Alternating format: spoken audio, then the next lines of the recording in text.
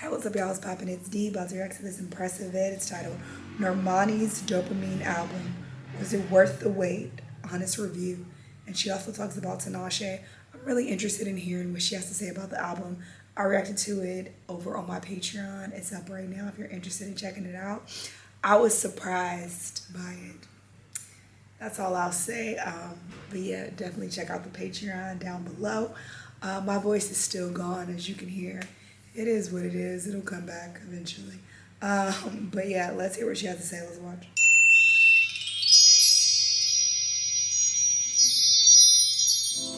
Hello everybody, welcome to the Impressive channel. In this video, I'm going to review Normani's Dopamine album, but before I do want to talk a little bit about Tinashe, because Tinashe is having the comeback moment that we love to see. Now, Tinashe has been grinding and making music for well over a decade, and the last time that she's had like a really mainstream popular hit was with her single 2 On. She had a few other songs as well, but 2 On is probably her biggest hit. However, recently, she's been gaining a lot of traction with her song Nasty. Nasty has been going crazy on social media. It went viral on TikTok, and you could thank this video right here. Now, these two dancers, one named Nate's Vibe and Patience J, were dancing to this soca song, and somebody put the audio of Tinashe's Nasty song to this video, and it matched so well, and it was so funny, and people kept resharing this video, and it actually made Tinashe's song very popular to the point that it's now gaining millions of streams every day. It's playing on radio. I like it. And this song is actually going to be Tinashe's first solo entry on the Hot 100 charts, which is huge. This is huge for Tinashe for so many reasons, because Tinashe has had her struggles with the industry. She's had her issues with her former label, RCA. She didn't get a lot of support on that label. Her music releases were oftentimes pushed back. And also there was a conflict when it came to her creative direction.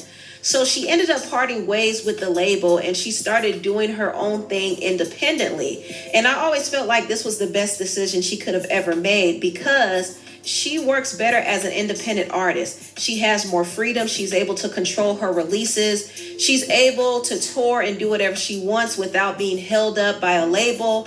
She can do her own thing, and it's been working for her. And it hasn't necessarily been the easiest journey, because she has to fund a lot of her projects and put in more effort. But one thing Tinashe never did was give up. She has always been consistent, and her consistency over the years has paid off. And this is something I kind of noticed with the industry now today. You have some artists who pop off out the blue, but you have other artists who grind for years to get their moment. You see artists like Sabrina Carpenter, who's just now getting her flowers, and she's been recording for almost 10 years. You have people like Victoria Monet, who's been recording for 10 years and writing music for other people, and she's finally getting her moment. And now you have Tinashe, who's been grinding for 10 years, and she's finally getting her flowers that she deserves. And even though the process is hard for these artists, I do appreciate the fact that they're showing people that hard work, dedication, and consistency will take you far.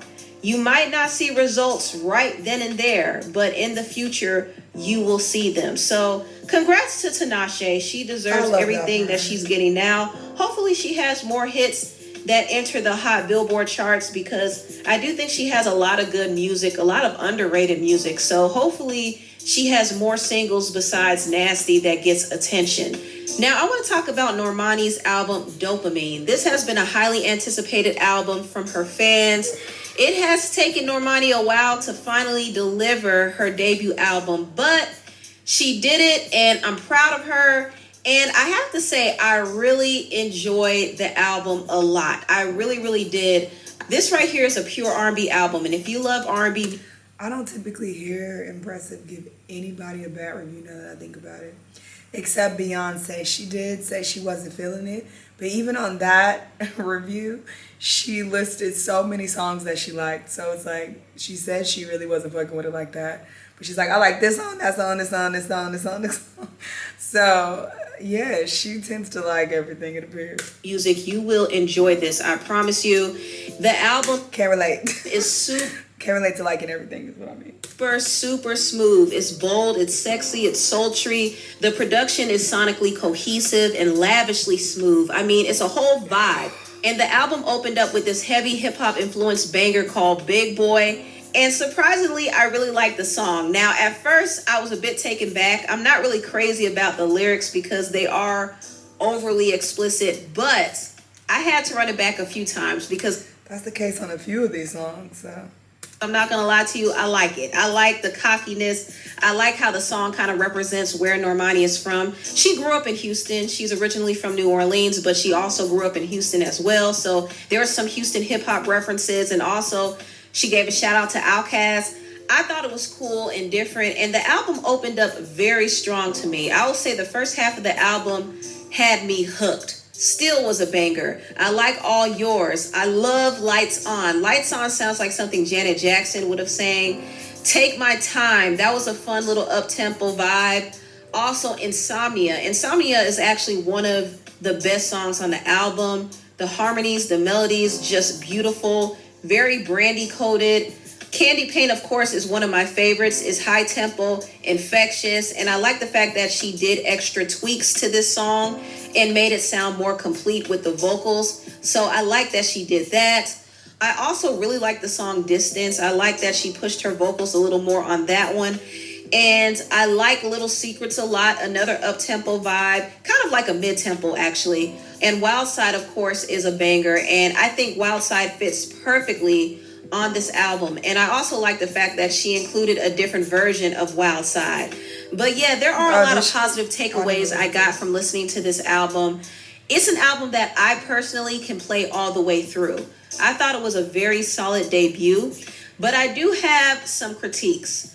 And I have to be honest, while I do like the songs on this album, as a listener, listening to the album front to back, I will say I wish there was a change of pace at some point. The songs had a similar aura. It was all very mellow, and it created a more darker, sultry, moody feel, which is cool with me because I like songs like that. I mean, this is one of the reasons why I'm a huge fan of artists like Aaliyah and Brandy, because they made that type of music. But with Normani, I wanted her to be a little more versatile. I wanted her to tap into more up-tempo sounds because Normani, in my opinion, does excel doing pop music. I like her as an R&B artist, but I don't want her to deviate from pop music completely. So I would have appreciated it if she actually included at least 2 or 3 more up-tempo songs on this album.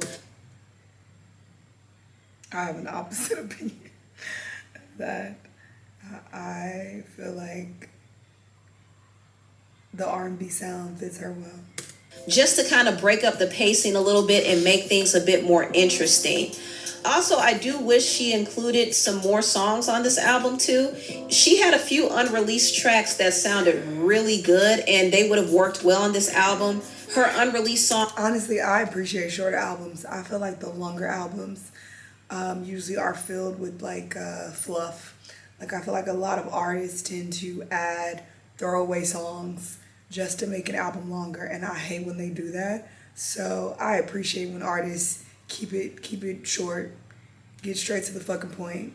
Around 15 songs is perfect. I think this one had like 13 or something like that, 12, 13. And that's the perfect length. Touch Myself would have worked well on this album. Rocket would have been great on this album. Somebody Else would have also been good. And I would have liked to hear Waves on this album too. I think Waves actually fits the ambience of this album. I like that song. But Normani did include this song called Tantrums, which is very similar to Waves.